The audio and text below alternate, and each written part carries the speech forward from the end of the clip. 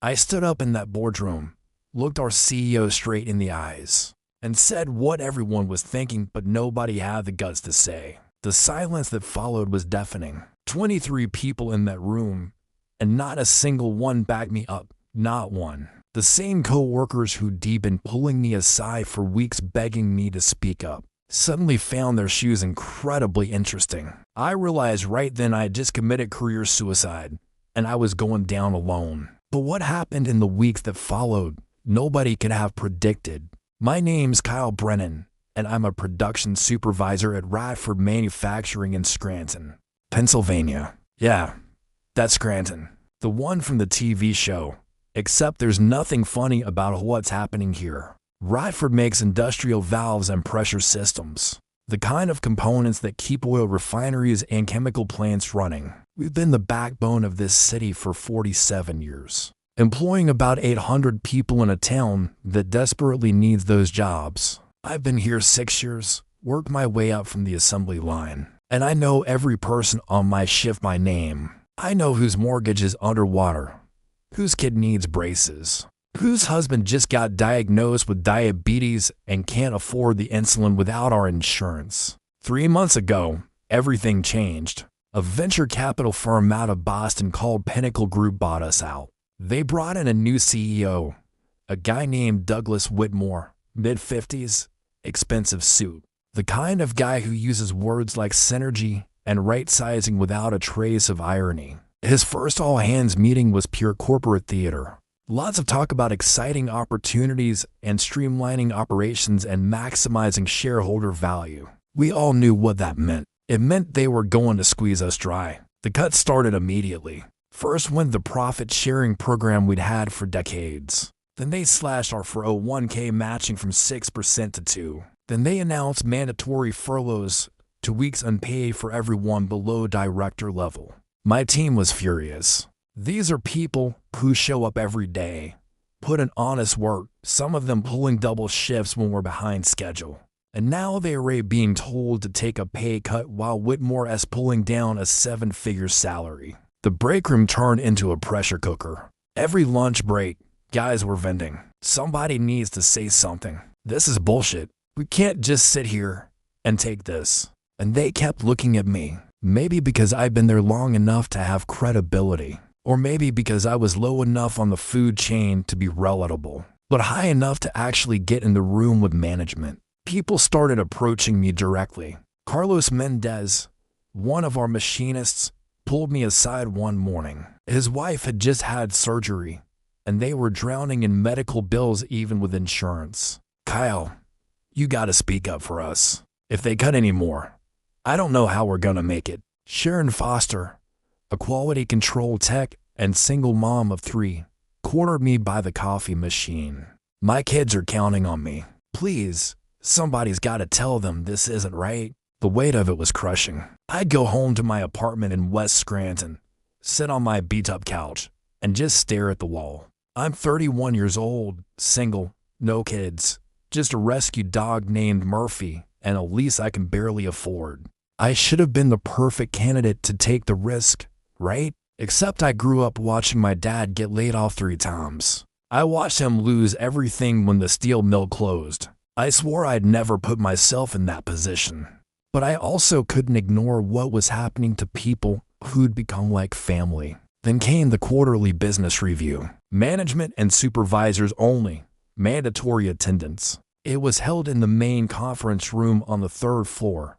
One of those sterile corporate spaces with a long table, uncomfortable chairs, and motivational posters about teamwork that felt obscene given what was happening. Whitmore stood at the head of the table with his CFO, a woman named Jennifer Ashcroft who had the personality of a tax audit. They pulled up a PowerPoint, and Whitmore started walking through the numbers. Revenue was down, margins were tight, labor costs were high. Then came the hammer.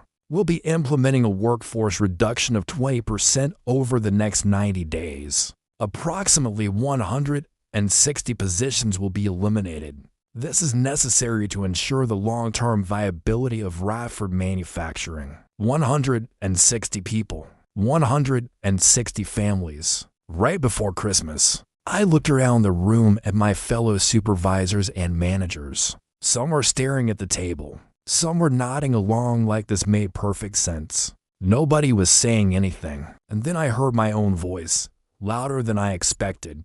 How exactly does cutting 20% of our workforce ensure long-term viability when we're already running understaffed? We're missing deadlines, quality is slipping, people are burning out. And how do you justify these layoffs when Pinnacle just reported record returns to its investors? The room went silent.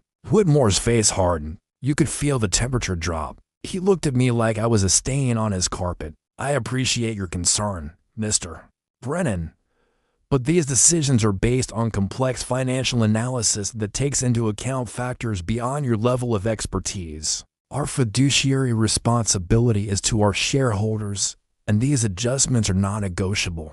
Then he just moved on to the next slide like I hadn't spoken. The meeting ended 10 minutes later. As everyone filed out, I tried making eye contact with my colleagues. Nothing. They avoided me like I had a contagious disease. I walked back to my office, and my hands were shaking. I knew I had just ended my career at Radford, and nobody was going to go down with me. Within an hour, my manager Brad Kowalski showed up. He closed the door, which is never a good sign. That was really stupid, Kyle, he said, arms crossed. You just put a target on your back. Keep your head down and maybe you'll survive the cuts. Pull something like that again, and you'll be first out the door. That night I sat in my apartment with Murphy curled up next to me, and I felt completely alone. The people who'd begged me to speak up weren't returning my texts. At work the next day, the cold shoulder continued. But that Friday afternoon, something unexpected happened. I got an email from an address I didn't recognize. No subject line. The message just said, coffee. Tomorrow morning, Morelli's Diner on Lackawanna. 9 a.m. I know what Pinnacle is really doing. It was signed by someone named Vincent Caruso. I showed up Saturday morning not knowing what to expect. Morelli's is one of those classic diners that's been around forever.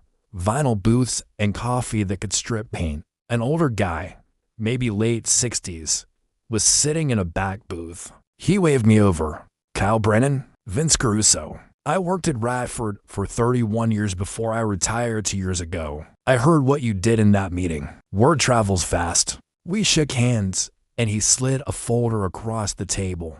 Pinnacle isn't trying to save Radford. They're dismantling it. I've been tracking what they do. They buy profitable companies, load them with debt, cut costs to the bone, extract maximum cash through dividends, then sell what's left or liquidate the assets. Radford will be gone within 18 months. I opened the folder.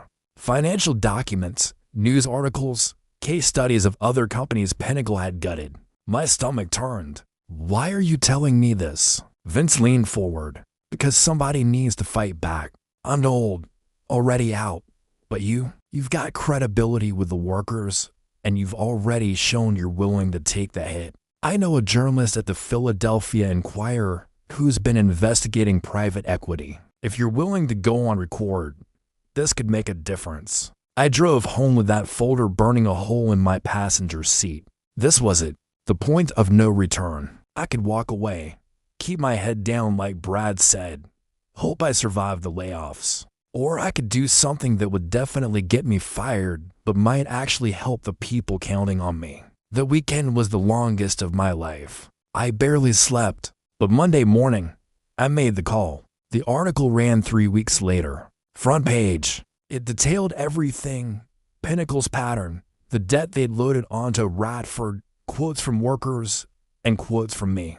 By 8 a.m., I had an email from HR. I was terminated for breach of confidentiality and conduct detrimental to company interests. I was escorted out by security that same day. 6 years, gone in 20 minutes. But here's what nobody expected. That article went viral. Local news picked it up, the national outlets. Workers at other Pinnacle companies started coming forward. The Pennsylvania state legislature launched an investigation. Suddenly, Pinnacle's plan to quietly gut Radford wasn't so quiet anymore. The layoffs still happened, but they got scaled back to 80 people instead of 160. It wasn't a total victory, but it was something. I was unemployed for 5 months, burned through my savings, had to borrow money from my sister, came within 2 weeks of losing my apartment. It was brutal. But then I got contacted by a workers' rights organization based in Pittsburgh.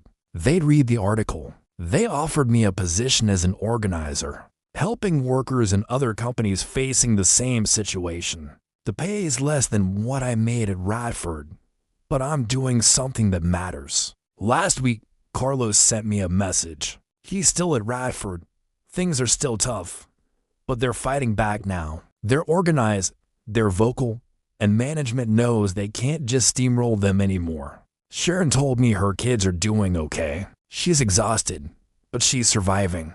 And me? I think about the conference room all the time. I think about standing there alone, about the silence, about how terrified I was. But I also think about what would have happened if I'd said nothing. Those 80 people who kept their jobs, that's 80 families who are still making rent, still putting food on the table. That matters. In America, we're taught that loyalty to the company will be rewarded. That if you work hard and keep quiet, you'll be taken care of. But sometimes the system isn't designed to take care of you. Sometimes it's designed to extract everything you have until there's nothing left. And when you see that happening, you have a choice. Stay silent and protect yourself, or speak up knowing you might lose everything.